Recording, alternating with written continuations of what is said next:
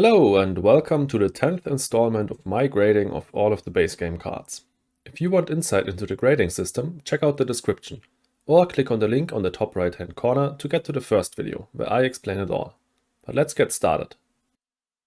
Early game cards that yield 2 plant prot are rare. Designed Microorganisms is one of those. It has a few problems though. For one, it's insanely pricey. 16 plus 3 is a lot of money, especially if you're playing poor old Ecoline. The problem is that all early game plant producers are this expensive, and that's why I prefer cards like Imported Hydrogen, Towing a Comet or other tile placements to get your first few greeneries down. After a few gens of doing that, the parameters will have increased a bit and you can play much more efficient plant producers like algae or bushes. Of course, you won't always have the luxury of doing it that way, because you won't draw these exact cards each game. You can play designed microorganisms instead, but know that it's slower as you don't get the plants immediately, and more risky since your plants can get nuked at the start of all gens that you don't start as first player. A second reason why I don't like designed microorganisms that much are the tags. Don't get me wrong, I like me some science tags, however they usually are less useful in a ground game strategy compared to plant tags that enable insects or NRA. Microbe tags are mainly good for viral and decomposers, but the chances of having those down so early on are slim.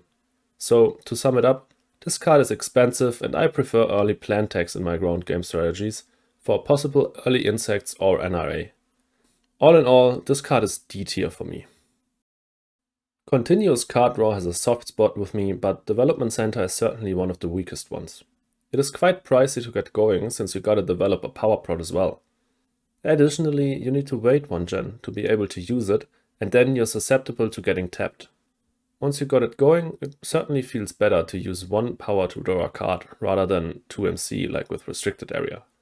But that's one of the only upsides Death Senters has over it, the other being that Death Center is a building tag. That means you can pay for it with steel and it helps with builder.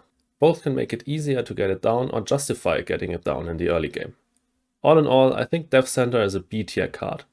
Continuous card draw is rare enough so that even one of the weaker ones is a better than average card.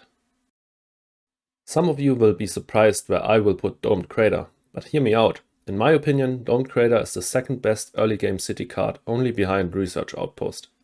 Let's talk about the negatives first. It has a somewhat low max requirement, meaning you can't play it in the late game to get easy points off of already placed greeneries. Also, as an early game city card, it is immensely expensive, and the fact that you pay so much extra for the point on it is not appreciated early on. But now to the positives. It gives the same development as Cupola City with one enormous upside.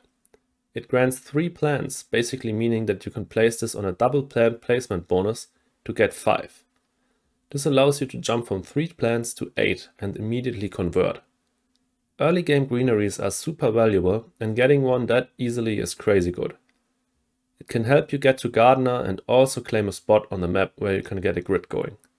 It combos really well with Supply Drop, for example, and is even better on Elysium, where you can claim the 3 plant spot and therefore an immediate 6 plants.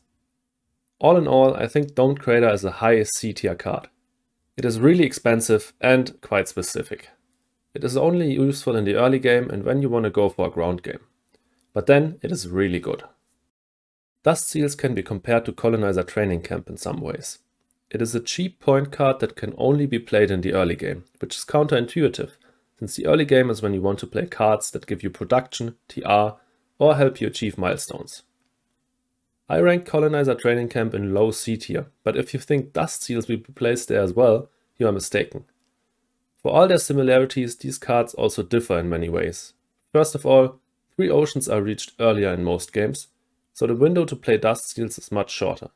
Also, Dust Seals doesn't come with any tags at all, making it useless for nearly all milestones or combos, except for a few shown on screen right now. Don't get me wrong, if you draw this for free and maybe even have a discount online, there's no real harm in playing it, but it might just be the lowest priority card in the draft in the whole game. There's no situation where I would want to buy this to play it, and is straight up meme worthy. F tier, absolutely trash. Let's get to the next one. From F to S tier, we get to Earth Catapult, one of my top 5 cards in the game, and probably one of the strongest contenders for first place. This card is broken, and there is nearly no situation where I would pass on it. except for the super late game when I already have a stacked hand full of amazing point cards. If you get Earthcat in the early to mid game, it will make you a card-playing machine. So many cards get just that little bit cheaper, making them worth it, and if you combo this with some continuous card draw, you can expect to play double the amount of cards your opponent can. It gets out of hand so quickly.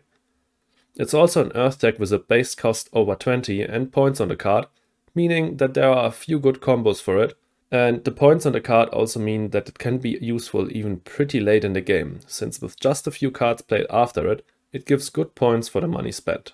All in all, Earthcat is a game-changing card and definitely deserves a spot in S tier. Thanks so much for watching. Let me know in the comments whether you agree with my ratings, or if not, how you would have rated them differently.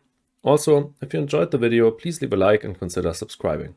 And lastly, please check out my Twitch and my Twitter. See you in the next video.